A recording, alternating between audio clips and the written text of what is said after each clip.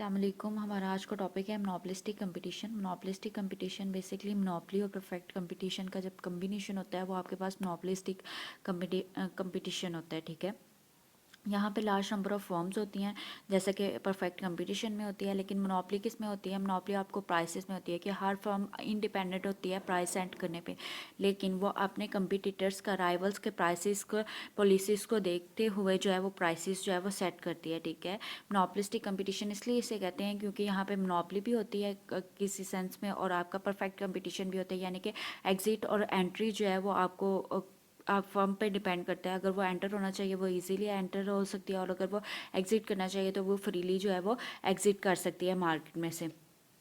अब इसकी बेसिक ये है कि कॉमन मार्केट स्ट्रक्चर होता है जहाँ पे फर्म्स जो के मैनी कंपीटिटर्स होते हैं, लेकिन हर एक का जो प्रोडक्ट का सेम होती है, क्लोज सब्स्टिट्यूट्स होते हैं और थोड़ा सा डिफरेंस होता है। यानी कि डिफ्रेंशिएट इस तरह से होता है, उसका साइज़ चेंज होगा, उसका कलर चेंज होगा, उसकी क्वालिटी चेंज होगी, इस टाइप ऑफ इस तरह के जो है वो डिफरेंसेस होते हैं। ठीक है, अब आपके पास कैरेक्टरिस्टिक्स क्या हैं कि relative large number of sellers, यहाँ पे जो है लार्ज नंबर ऑफ सेलर्स होते हैं लेकिन परफेक्ट कंपटीशन में इससे कम होते हैं। ठीक है, फर्म्स जो हैं वो लार्ज होती हैं और मार्केट का जो है वो बड़ा स्मॉल हिस्सा जो है वो प्रोड्यूस करती हैं। ठीक है, कोई भी फर्म इस साइज़ की नहीं होती कि वो सारी जो है ग्रुप का या सारी फर्म्स का जो है वो प्राइस जो है वो कंट्रोल कर सके।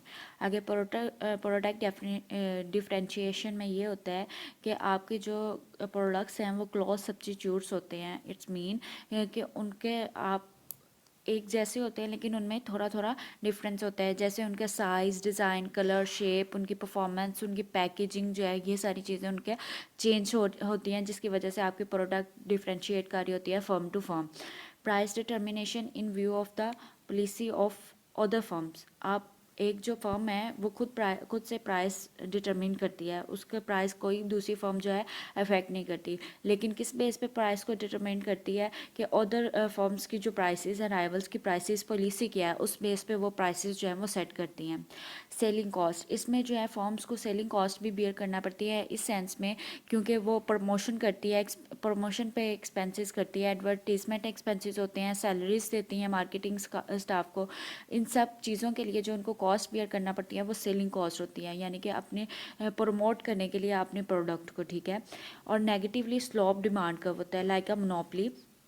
आपके पास जो मोनोपोलिस्टिक कंपटीशन में भी आपके पास जो है डिमांड कर्व नेगेटिवली स्लोप होता है, बट ये मोर इलास्टिक होता है। वो किस लिए? क्योंकि आपकी प्राइस में थोड़ी सी चेंजिंग्स आने की वजह से आपकी डिमांड जो है वो ज़्यादा चेंज होती है, इसलिए जो है आपका ये कर्व जो है वो मोर इलास्टिक है as compare to monopoly. Easy entry होती है, आपके एवरेज कॉस्ट जो है वो मिनिमम लेवल पे नहीं पहुंचती इसके अंदर। आपके आइडेंटिकल कॉस्ट कर्व्स होते हैं जैसे आपके मोनोपोली में होते हैं, परफेक्ट कंपटीशन में होते हैं। कॉन्सेप्ट ऑफ ग्रुप में ये है कि आप जो एक इंडस्ट्री में जो फर्म्स होती है वो आइडेंटिकल गुड्स प्रोडक्ट्स जो है वो प्रोड्यूस कर रही होती है, लेकिन एक ग्रुप में different kind of firm different kind of goods produce कर रही होती है, डिफरेंशिएट गुड्स प्रोड्यूस कर रही होती हैं, जो क्लोज सब्स्टिट्यूट्स तो हो सकते हैं लेकिन सेम नहीं होते, उनके यूनर्स जो हैं वो आइडेंटिकल नहीं होते। ठीक है, अब हम short run equilibrium of the firm find करते हैं कि वहाँ पे कैसे प्राइसेस जो हैं वो डिटरमिन होते हैं। शॉर्ट रन केस मैंने जस्ट मोनोपोली की तरह जो है एवरेज रेवेन्यू और मार्जिन रेवेन्यू के कर्व्स ड्रा किए हैं। जस्ट यहाँ पे मोर इलास्टिक होंगे एज़ कम्पेयर टू मोनोपोली। ठीक है, जस्ट आपने यहाँ पे short run margin curve draw करना है जिससे हमारे पास इक्विलिब्रियम पॉइंट आएगा। I just draw the short run marginal curve where it's intersect the marginal revenue curve. Here is the equilibrium, and above of it where it's average revenue. Thus the average revenue, here we determine the prices of our firm, our product. ठीक है, यहाँ पे हमारा पास equilibrium point था, then जहाँ पे average revenue को ये टच करेगा वहाँ पे हमारे पास प्राइसेस सेट हो जाएंगे। ठीक है, इसके बाद हम अपनी एवरेज कॉस्ट का कर्व डिटरमाइन करेंगे नॉपली की तरह। जस्ट मैंने यहाँ पे अब एवरेज कॉस्ट कर्व ड्राइव किया, और जहाँ पे ये टच कर रहा है हमारे इक्विलिब्रियम पॉइंट को, वहाँ पे हमने जो है अपनी सप्लाई को सेट कर लेना है, और वहाँ पे हमारा यहाँ पे हमारा जो है सुपर नॉर्मल प्रॉफिट हो रहा है। इन शॉर्ट रन के केस में मोनोपोलिस्टिक कंपटीशन में फर्म्स जो हैं वो सुपर नॉर्मल प्रॉफिट जो है वो अर्न करती हैं, ठीक है।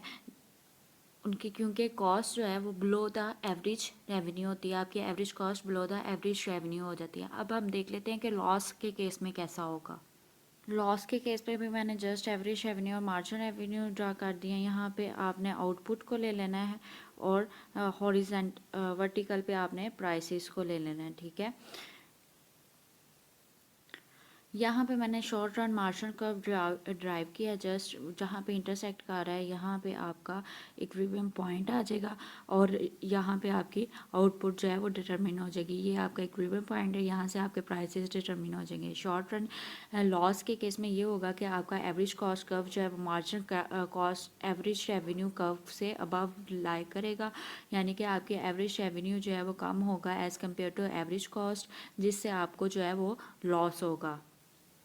आपके प्राइसेस यहाँ पे सेट थे जहाँ पे एवरेज रेवेन्यू से टच कर रहा था आपका इक्विलिब्रियम पॉइंट।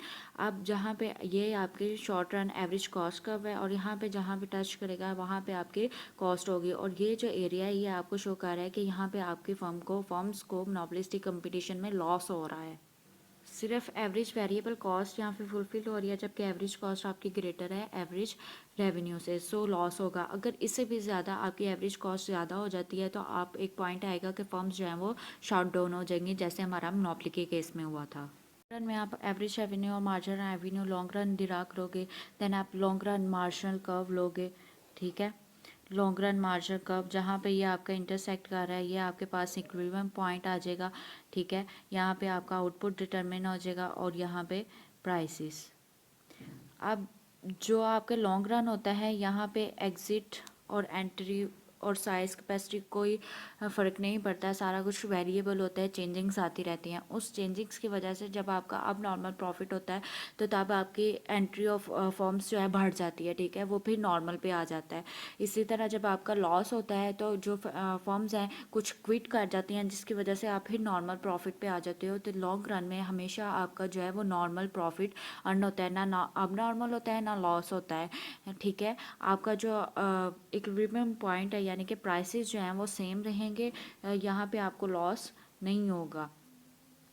आपकी एवरेज कॉस्ट एग्जैक्टली जो है वो आपके एवरेज रेवेन्यू के इक्वल होगी, ठीक है, लॉन्ग रन के केस में। शॉर्ट रन के केस में आप अब नॉर्मल प्रॉफिट भी अर्न कर सकते हो और लॉस भी हो सकता है, लेकिन लॉन्ग रन के केस में हमने मोनोपोली में भी यही देखा था कि लॉन्ग रन के केस में आपके पास जो है नॉर्मल प्रॉफिट अर्न होता है, क्योंकि लॉन्ग रन में आप वेरिएशंस ला सकते हो, चेंजिंग्स ला सकते हो, जिसकी वजह से आप एडजस्टमेंट की वजह से आप इक्विलिब्रियम पॉइंट पे ही रहते हो, ठीक है। कल हम ओलिगोपोली और मोनोपोली दोनों का देखेंगे, ठीक है। अल्लाह हाफिज़।